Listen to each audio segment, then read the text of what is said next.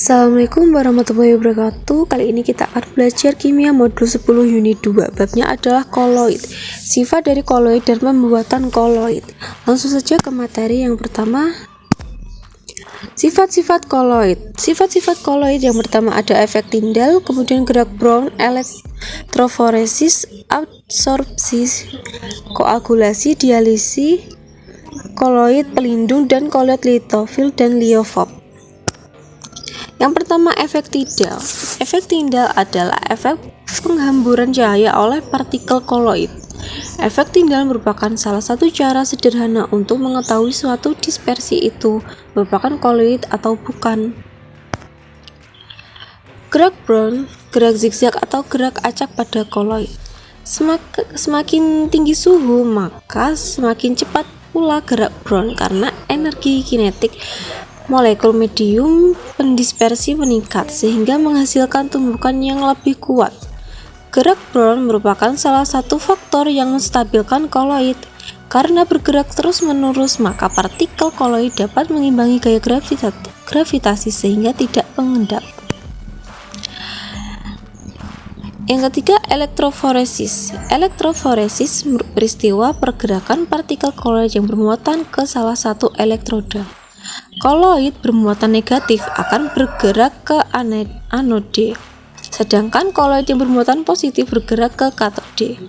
Sehingga elektroforesis dapat digunakan untuk menentukan jenis muatan koloid. Yang keempat, adsorpsi. Adsorpsi adalah peristiwa pengendapan suatu molekul atau ion pada permukaan suatu zat. Partikel koloid mempunyai kemampuan untuk menyerap ion atau muatan listrik pada permukaannya, sehingga partikel koloid menjadi bermuatan listrik.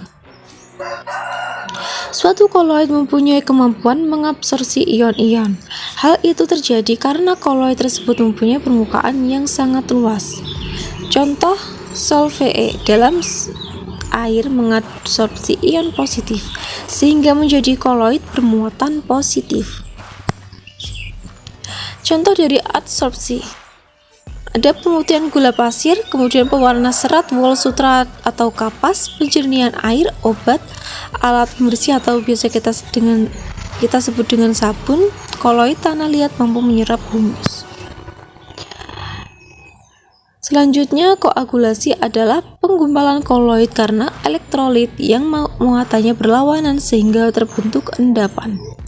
Terjadinya peristiwa koagulasi pada koloid dapat diakibatkan oleh peristiwa mekanis atau peristiwa kimia.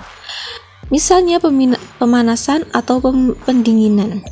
Penyebab koagulasi misalnya pencampuran koloid yang berbeda muatan dan adanya elektrolit. Contoh dari koagulasi dalam kehidupan sehari-hari, yaitu yang pertama, pembentukan delta di muara sungai. Kemudian karet dalam lateks dengan menambahkan asam format. Lumut kolodial dalam air dapat digumpalkan dengan menambahkan tawas. Asap dan debu dari pabrik dapat digumpalkan dengan alat koagulasi listrik dari kotrel. Selanjutnya, dialisis. Dialisis adalah pergerakan ion-ion dan molekul kecil melalui selaput semi-permeable. Koloid pelindung adalah koloid yang dapat melindungi koloid lain agar tidak terjadi koagulasi dengan cara membentuk lapisan di sekeliling partikel koloid lain. Fungsinya adalah sebagai pelindung muatan koloid agar tidak menggumpal atau terpisah dari mediumnya. Koloid liofil dan koloid liofob.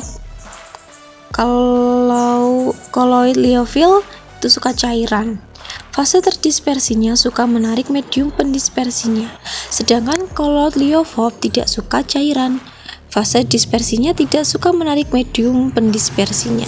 Dapat kalian lihat di gambar yang tertera berikut ini.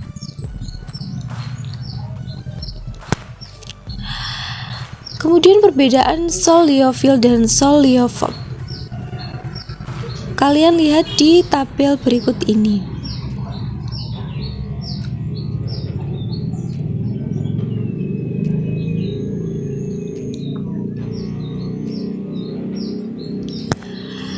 Baik, selanjutnya pembuatan koloid. Koloid berasal dari larutan sejati dibuat dengan cara kondensasi dan dibedakan menjadi dua, yaitu fisika dan kimia.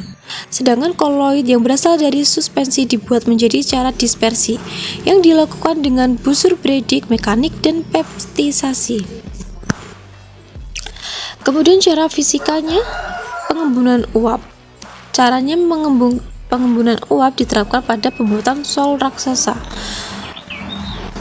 Kalau penggantian pelarut digunakan untuk mempermudah pembuatan koloid yang tidak dapat larut dalam suatu pelarut tertentu. Sedangkan pendinginan suatu koloid dapat dibuat melalui proses pendinginan. Tujuannya untuk mengumpulkan suatu larutan sehingga menjadi koloid. Karena kelarutan suatu zat sebanding dengan suhu. Sedangkan cara kimia dapat kalian lihat di tabel berikut ini.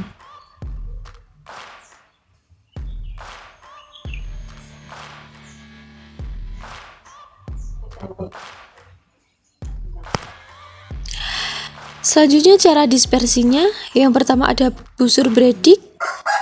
Busur Breydig dilakukan untuk membuat partikel-partikel fase terdispersi dengan menggunakan loncatan bunga api listrik. Sedang peptisasi, cara pembuatan koloid dengan jalan mencegah partikel zat yang mengendap dalam medium pendispersi air menjadi berukuran partikel koloid. Serta mekanik, penggerusan zat padat hingga halus kemudian didispersikan ke dalam medium pendispersi. Sekian pembelajaran kali ini, semoga bermanfaat bagi kita semua. Wassalamualaikum warahmatullahi wabarakatuh.